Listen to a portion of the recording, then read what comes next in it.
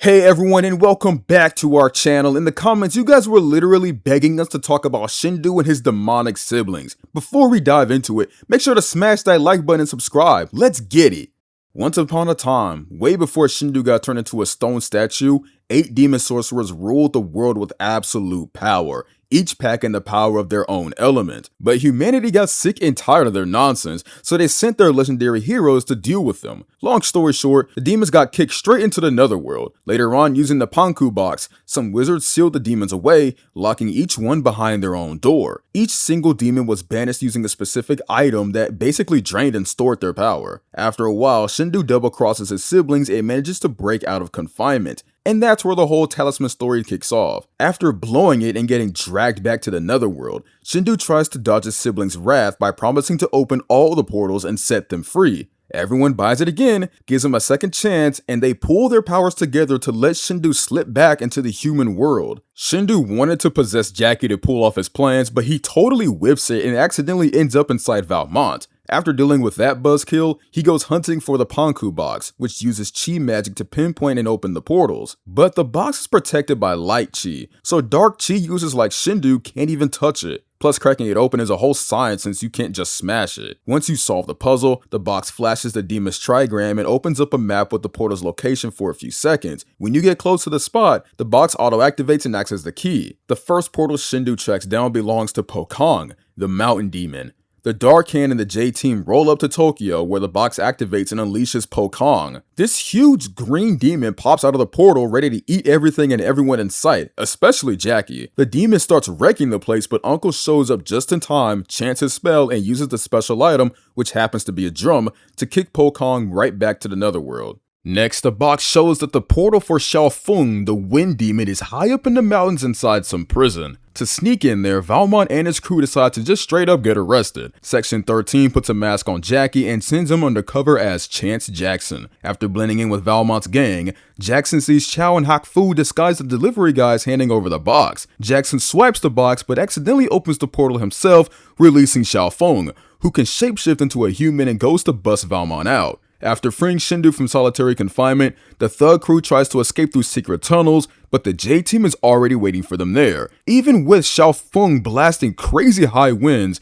Uncle manages to chant his spell and banishes the demon using the special item, a fan. Then Ratso accidentally cracks the next puzzle and the box points straight to Hollywood. Captain Black passes the info to the J-Team and they chase the bad guys down to LA. The portal is hidden deep inside a movie studio. After summoning Chong Tso, the Thunder Demon, Shendu spends the whole evening driving him around LA looking for a new place to crash, since people built a parking lot where his old palace used to be. After causing a massive scene near the red carpets, Jackie actually catches the eye of some producers. Meanwhile, Uncle buffs some castanets with magic, which are the demon's kryptonite, and banishes Chong Tso back to his cell. Ratso hits the jackpot again, and the villains find out the next portal is somewhere between Earth and the moon. Heading down to Florida, Shendu's crew hijacks a rocket piloted by a monkey and blast off into space. Jackie and Jade manage to sneak on board at the last second, mess up the villain's plans, and toss the box out of the spaceship. But the monkey pilot fetches it right back. The box activates and a portal opens right inside the ship, letting out Solon, the moon demon who controls gravity. Fighting in 0G is a massive pain, but Jackie manages to space dock Shendu and his goons into open space and knocks the demon out with a torpedo. Meanwhile, Section 13 sends Toto into space to back up Jackie with the spell ingredients. Solon, floating outside, flies to the moon and starts pulling off his evil plan, literally painting the moon black. Using the rabbit talisman, Jackie, Toto, and Jade speed up the ship, land on the moon, and Uncle's spell combined with a lotus flower sends Solon packing. Deep in the mountains of China, Jackie finds the armor of the 8 Immortals, the legendary warriors who originally beat the demons. But before he can even celebrate or check out what the armor does, Captain Black calls him about a potential portal opening up in Spain. Jackie takes off, and over in Spain, Valmont opens the next gate, releasing Daigui, the Earth Demon. This guy hates everything around him and starts complaining. Daigui begins digging his underground kingdom and bumps into Jackie. Since Uncle refused to study the armor, Jackie just puts it on and realizes it gives him super strength. Meanwhile, back in San Francisco, Jade and Todo are so sick of Uncle's constant yelling that they give him a sleeping potion, knocking him out cold. Naturally, that timing is terrible and Jackie urgently needs Uncle's help to whip up a banishment potion. Jade, Todo, and a sleeping Uncle are forced to fly to Spain. Uncle wakes up, uses his magic, and with a simple flower opens the portal to suck the grumpy demon back in. During a baseball game at a stadium, Valmont opens a new portal right outside a toilet door. This one is for Shiwu, the sky demon. After a chaotic shuffle, Jackie scares Shiwu off with a flute because the flute is the specific item used to banish him. Fearing it, the demon flies away but drops his tail like a lizard. The J team has no clue what to do with a live demon tail, so they lock it in a chest protected by light chi. Uncle also wards the shop so no uninvited demons can get in. Shiwu wants his tail back but realizes he can't enter a protected space without an invitation, so he shapeshifts into a little boy and tricks Jade into becoming friends. Eventually, the truth comes out and Shiwu snatches his tail back, but the banishment spell won't work unless both parts of the demon are whole, which Shiwu knows, so he's in no rush to reattach it. Jade tricks him into snapping the tail back in place, and Uncle and Jackie banish him.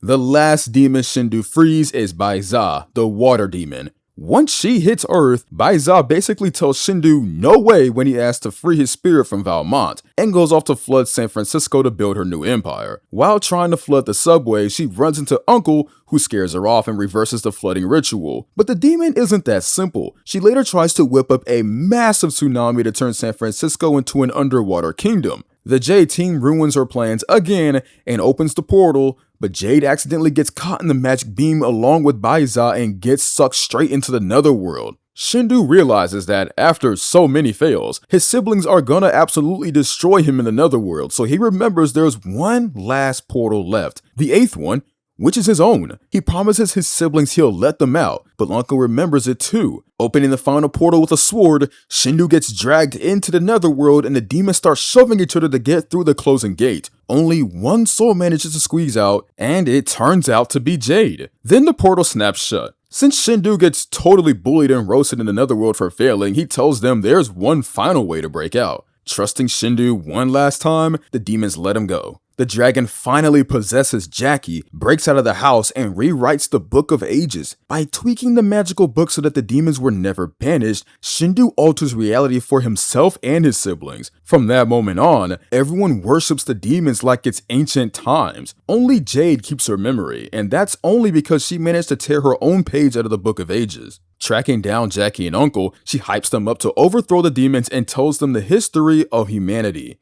Stealing the talismans from a sleeping Shendu, the squad goes to save the world. Gathering the whole crew, the heroes successfully send half the demons back home, and once they reach the Book of Ages, the final showdown against Shendu and the remaining siblings begins. Trying to flip the script, Jade rewrites reality by scribbling random nonsense into the book. Finally, she writes that Uncle banishes the demons, making Uncle a super powerful wizard who kicks them all back to the netherworld. Then she rewrites the Book of Ages properly, and everything goes back to normal. But the demon saga doesn't end there. In the final season, Shendu's son Drago shows up on Earth, planning to find all the immortal items used to banish the demons and absorb their chi. Of course, the demon powers randomly go to different characters first, but Uncle uses a special Chio-O-Matic to suck the power out into a jar. In the finale, Drago gets his hands on all of it, even mutating into a giant monster. A massive final battle breaks out between the main heroes, Drago, and his henchmen. Shendu actually comes to the J-Team's rescue, and in the end, both dragons get sealed away in the netherworld by Uncle. And that's all we got for today, guys. Once again, please subscribe to the channel and drop a like.